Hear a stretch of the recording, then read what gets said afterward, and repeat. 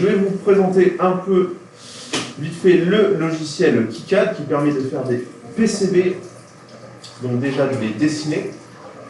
Donc ici, on a le premier outil qui permet de faire les schémas électriques, donc les schémas de principe. Donc par exemple ici, j'ai une petite alimentation qui va me fournir à partir de 12 volts, qui va me fournir du 5 volts à donc unité centrale qui est ici une TINSI 4.0. Donc concrètement, c'est une Arduino boostée, donc qui fonctionne à 600 MHz. C'est plutôt très très bien. Pour avoir un traitement rapide, c'est top. Donc ici, voilà, donc on fait son petit schéma de principe. Donc pour vous montrer, on choisit ici le composant qu'on va mettre. Il va chercher dans la librairie qui est installée de base. Donc par exemple, si on veut mettre... Quand tu installes sur Windows, tu as directement pas. Ah oui.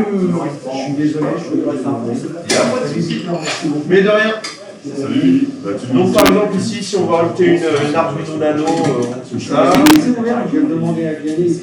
Directement les Arduino dedans. Ah oui, il y a une bibliothèque avec des Ah, jeux. c'est juste pour savoir ce que je pense si je vais venir. Il y a juste la TINSI que j'ai dû rajouter parce que c'est moins utilisé, mais sinon, voilà. Donc, si je mets un résistor. D'accord, il y a une bibliothèque qui est là. Mardi, on va. Oui, voilà, c'est ça.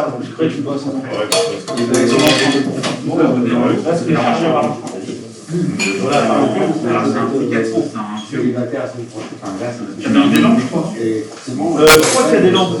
Si elles ne sont pas de base, il faut les installer, mais bon, voilà, c'est un régulateur. On a tout ce qu'il faut. Ensuite, ici, ce qu'on vient faire dans ce schéma-là, c'est faire les connexions. On met toute notre Donc connexion vers un autre composant. Par exemple, si je veux faire ça, bon, c'est complètement con, mais si je veux faire ça, je peux. On peut aussi faire des labels, c'est-à-dire qu'on va faire directement les connexions, on va leur donner des noms. Au lieu de faire le schéma, donc pour que le schéma soit plus propre, on leur donne des noms, par exemple ici unité moteur, que je viens retrouver sur mon connecteur. Ici. Donc ça, c'est juste pour avoir un schéma de principe. Bon. Ensuite, quand on a ce schéma de principe, on peut faire notre PCB. Donc quand je ne vais pas le lancer... En gros, tu es tout câblé, tu donnes juste un nom. C'est ça. Je donne juste un nom, par exemple, mon GND, mon 3V3, mon 5V. C'est après, quand tu feras le PCB, que tu auras les liens qui vont... C'est ça. Donc, les masques. C'est ça. Donc quand on lance, on n'a bien évidemment pas ça dès le début, mais il vient juste nous donner les composants et nous afficher quelle connexion va avec quelle connexion. Et on vient router, donc avec notre petit outil ici, on choisit la couche, donc la première couche et la couche de derrière en cuivre, et on vient faire les connexions. Par exemple, si je veux connecter ça, on voit que celui-là va forcément vouloir se connecter ici, ici, ici. Donc, on a un highlight là-dessus. On peut aussi rajouter des informations. Donc là, par exemple, j'ai dans la couche 6, donc en F par-dessus, j'ai rajouté des informations. Donc là, c'est l'impression sur le PCB. C'est ça, ce sera le PCB. Donc, on rajoute les petites infos qu'il faut. Moi, j'aime bien mettre, par exemple, toutes les pins, les choses comme ça, mettre les informations. Et j'ai mis aussi ma BOM, ma Bill of Material. La liste du matériel. Ouais, la liste du matériel à l'arrière. La nomenclature, voilà, c'est ça. La nomenclature à l'arrière du PCB. Donc comme ça me permet d'avoir un... C'est ça, directement dessus, au moins si je veux dépanner plus tard, dans 10 ans, je saurai. Et donc, ça, c'est plutôt rapide, hein, vu qu'on a vu que quand on route, on a directement, on sait directement qui va où. C'est vraiment très rapide à faire les choses relativement propres. Après, bien sûr, on peut ne pas se limiter à 2 couches, on peut faire jusqu'à 6 couches. Bon, là, ça coûte beaucoup plus cher à produire. Si tu veux faire une carte mère. Mais voilà, si on veut faire quelque chose de très propre, vraiment respecter bien les règles de l'art, et puis... Et plus que tu montes en couche, plus que la qualité est meilleure. Ah non. Non, alors si tu peux faire de la le nombre de connexions. Ah d'accord. Non, je croyais que c'était plus que tu montais en couche, plus que... Non, en fait, c'est juste que, par exemple, ici, j'ai des problèmes, c'est que si si tu veux, là, c'est la couche du dessus en rouge et la couche du dessous en vert. Ah, d'accord. Et du coup, il ne faut pas que ça se croise. Enfin, tu peux te croiser entre en haut et en bas. Disons que c'est un système de brochage. C'est ça. Là où c'est jaune, c'est un trou avec une pastille. C'est ça. Il traverse ici. Tu mets dans le routage automatique. Alors, moi, c'est parce qu'on m'a appris de faire 100. Un collègue, c'était sous Mathis routeur, et concrètement, il disait que le montage automatique, C'est de la merde. voilà, ça respecte pas les règles de la CEM, ça va pas faire quelque chose de propre. Par exemple, il fait quand même du petit routage automatique, c'est-à-dire que si je fais juste cette pin-là avec cette pin-là, il va directement trouver un chemin. Mais tu vois que ça arrive très proche des autres composants. C'est pas propre. Je l'ai fait quand même sur certaines choses où je savais qu'il n'y avait pas de danger, mais c'est vraiment utilisé avec parcimonie. Je préfère faire un truc moins joli esthétiquement, mais au moins je sais que les vis sont éloignées, il ne va pas y avoir de soucis. Et après ce que ça donne, donc on envoie ensuite, on crée nos fichiers donc dans File, Plot, Generate Drill File. Là, on fait Create Map Files, Generate Drill File. Ça nous crée dans notre dossier, dans ce dossier-là, notre dossier de fabrication, qu'on zip. On va sur Site Studio. On leur donne le zip ici. Donc, ce sont des fichiers Gerber. On leur donne un petit peu les éléments, donc les dimensions du PCB, sachant que si on dépasse le 10 cm par 10 cm, ça devient beaucoup plus cher. Par exemple, là, 10 PCB, ça me coûte 4,90 $. Plus, il doit y avoir 10 balles d'envoi, mais ouais. Il est plus cher d'envoi. Voilà, mais c'est vraiment pas cher. Sauf si là, si je fais 200, voilà, 51 $. Ah ouais. Donc, le plus intelligent à faire, c'est si on a vraiment besoin d'un truc très complet, c'est de séparer en deux. Concrètement, avec un connecteur en Moi, deux. je suis sûr que si tu additionnes les produits, les PCB plus le cuivre que tu perds, parce que. Ah oui, non, c'est vraiment cher. On peut choisir l'épaisseur du PCB, la couleur du PCB, on peut faire en vert, en rouge, en jaune. Qu'est-ce qu'on peut faire? Enfin, on peut faire vraiment plein de choses pour customiser son PCB. Tu feras un petit mail derrière avec tous les liens. Oui, et je mettrai une chaîne YouTube d'un mec qui explique beaucoup mieux. Après, si les gens sont intéressés à faire des sessions. C'est ça.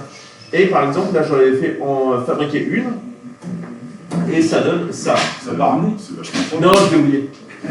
Je la reviendrai. Donc voilà, c'est vraiment. C'est ça que t'as fait faire. C'est ça. Ah oui, la qualité. Ah bah c'est sorti. Oui, c'est bon. Tu vois, il y a des moments où c'est pas la peine de se faire chier avec des produits toxiques. Carrément. Exactement. Et tu peux choisir pour métal, plastique. C'est ça, la couleur. Est-ce que tu peux montrer la vue 3D qui cadre? Juste pour que tu- Alors, moi, je l'utilise pas, donc. Parce qu'il y a cette fonctionnalité là aussi. Il ne faut pas de la prod de trucs comme ça, c'est-à-dire que tu demandes avec les composants et que tu les ouvres. Oui, il y a cette option-là. Oui. Plus cher, bien sûr, parce que. Oui, normal. Mais bien sûr. Non, la vue 3D, je vais pas le montrer, je sais pas le faire. Honnêtement. Déjà, tu as le PCB qui sera dessiné, même si tu sais. Tu as l'icône, non? De toute façon, 3D, regarde en haut. Render 3D ou. Non, c'est de la mix, là. Oui. Si tu fais un petit kit ou quoi que ce soit, au lieu d'avoir 36 fils flottants, C'est d'autres trucs. il n'y a pas d'effort voltage, mais bon, c'est vrai que. du matériel informatique. Voilà, et là, tu la tournes avec la souris. Oh là là, c'est beau ça. Avec la molette, voilà. Putain, je l'ai jamais fait, c'est magnifique. Donc voilà, donc on a nos petits composants 3D, on peut avoir une vision de Nalcar, en fait, qui est derrière. On va faire une librairie 3D qui est associée à la librairie 2D. Et dès l'instant que tu as mis tes composants correctement en 2D, lui il est capable de te les placer correctement en 3D. Ça permet de voir en moment l'antique web, tu fais un transistor avec plusieurs places PCB C'est ça. les uns par-dessus les autres. Et ça, c'est quoi comme carte pour, Alors là, c'est une carte pour refaire l'instrumentation de ma moto. D'accord. Donc où je récupère tous les capteurs, j'ai créé d'autres capteurs, je refais les calculs que je veux, parce qu'à la base j'avais juste un test. Et c'est Ouais, ça peut Et être- oui, Ah, donc, ouais. donc moi je rajoute les contours, température extérieure, D'accord. de faire l'éditeur de vitesse. Alors ça veut dire que par exemple, Après, c'est pas on peut faire du tout et n'importe quoi avec. Ah oui, bien sûr. Il y a ton imagination qui est Oui, oui, oui. la limite. C'est ça. Non, mais ce que je veux dire, c'est que c'est pas simplement, par exemple, comme là tu dis, c'est ta moto, mais ça peut être aussi sur du matériel radio ou ainsi de suite. Ah oui, Ça touche tous les domaines, je veux dire. C'est ça. C'est-à-dire que par exemple, pour faire une copie, je dis ça, une copie d'un Général Post qui n'existe plus, que la platine est cassée, on peut. Tu peux refaire le PCB, si c'est un beau couche, et donc tu peux voir la couche là, la couche magnétique, mais oui, tout à fait, tu le refais ton petit schéma à la main, ensuite tu rentres ton petit schéma là, et là tu refais le PCB. Soit identique, si tu veux le faire. Moi, l'avantage, c'est que tu as 36 produits chez toi qu'il faudrait pour. C'est ça, et pas non plus ceux avec les petits fours avec les fils de partout. C'est ce que tu disais tout à l'heure avec tous les. Oui, c'est ça. Là au moins c'est propre, tu sais qu'avec ces vibrations, l'âge, tout ça, donc tu peux après tu sors ça, tu mets du vernis dessus, c'est tropicalisé, t'es tranquille. Donc voilà. Et donc voilà, là 10 PCB, 4,90$, 10$ d'envoi, mais il suffit que tu mettes à plusieurs. Alors tu dis pour 10 identiques. 10 identiques. Oui, ils les auraient pas 10 parce que là, si tu. Si tu de par un, si je mets par 5, le prix ne change pas. C'est le temps de réglage de la machine. Donc voilà, c'est vraiment une bonne solution. C'est vraiment pas compliqué à utiliser. Le plus compliqué, pour moi, parce que je suis bordélique, c'est de faire un routage propre. Ouais, les interconnexions. C'est ça. Mais sinon, avec l'outil de schéma, tu classes tes composants, tu vas chercher ce que tu veux. On peut faire PCB. Si on veut faire, par exemple, je sais pas, j'ai une idée en tête de faire un ampli HF pour un petit 817, je pourrais utiliser ce truc-là et puis faire Tout à fait, oui. Voilà, t'as plein de trucs. Moi, je sais les dosages, les machins. C'est ça. Voilà. Après, il faut les composants. Après, après les composants. Non, mais l'acheter tout fait, c'est sûr. oui, non, mais ce que je veux dire, c'est que. Parce que les composants, tu viens avec Parce que les composants qui viennent de Chine, ils sont pas tous Non, bien sûr, mais après, moi, ce que je fais, j'ai d'abord fait ma liste sur l'Express. J'ai mes petites résistances en SMD, mais comment ça faire tout. Et après, j'ai choisi l'empreinte. Comme ça, je sais que celle-là, je l'ai, tout ça. Donc, parce que là, je sais que j'avais pas trop de contraintes de place. Ce que tu as fait là, c'est il y a du CMS avec, mais c'est juste des anciens composants, par exemple. Non, j'ai mis du CMS parce que c'est plus propre. J'aime bien. Mais ça, tu peux mettre du travail partout. Là, j'ai mis ça comme ça, mais oui, tout à fait. Le CMS, c'est juste sur Ah, ça se fait bien. J'ai acheté une petite station ACO qui fait 80 watts, qui monte à 450 degrés. Je le mets à 450, je fais mes petits points très rapidement, c'est top. Hein. Donc même la pile là où tu as quand même des grosses surfaces, ça se fait super facilement. Honnêtement, avec un bon fer. Ah, mais t'en as eu pour combien ton fer? Mon fer, 90 balles, je crois. Ah, c'est ça qui arrive. Si on prend la station splash, c'est pas cher. Ouais. Ah non. Non, mais c'est vrai que. On en a eu. Non, mais moi je suis encore avec les vieux composants, moi j'ai du mal à me faire en CMS. Ça, je sais pas pourquoi, c'est peut-être une rade. Parce qu'on vieillit, on n'arrive plus à Ouais, soyons honnêtes. On peut faire de la chute, est-ce que tu as un module pour calculer les distances de chute? Tu peux lui mettre des contraintes? Oui, tu peux Comme mettre des des égabas. contraintes, tout à fait. À la cinquantaine, on a vu qui baisse, mais les cons, on les voit de loin. Non, mais c'est vrai que Tu peux faire des paires différentielles. Tu peux donner des contraintes CM. Oui, Tu fais des circuits HF pour éviter le qui est de la diaphonie, comme ça l'ampli à leur main. Ouais, les intensités et tout. Donc après la faufier, ça j'ai pas encore utilisé. C'est pour ça que tu m'entendais tout à l'heure? Ah, voilà.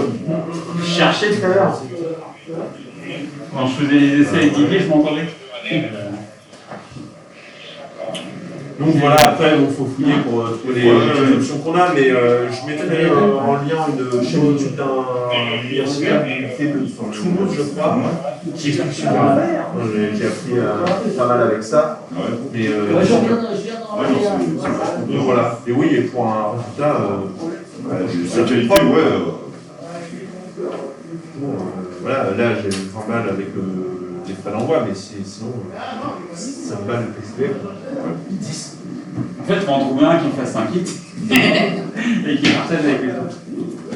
Maintenant, les petites, je regardais l'autre jour, Ça pourrait être un travail collaboratif. ouais, voilà, Bah oui. Par exemple, là on fait le circuit, après on fait le montage, puis tu vois des trucs comme ça. on a l'imprimante 3D pour faire les boîtiers. Ouais, voilà. Non, c'est ça. Donc voilà. Là, comme tu vois, la technologie, c'est là qu'on se rend compte.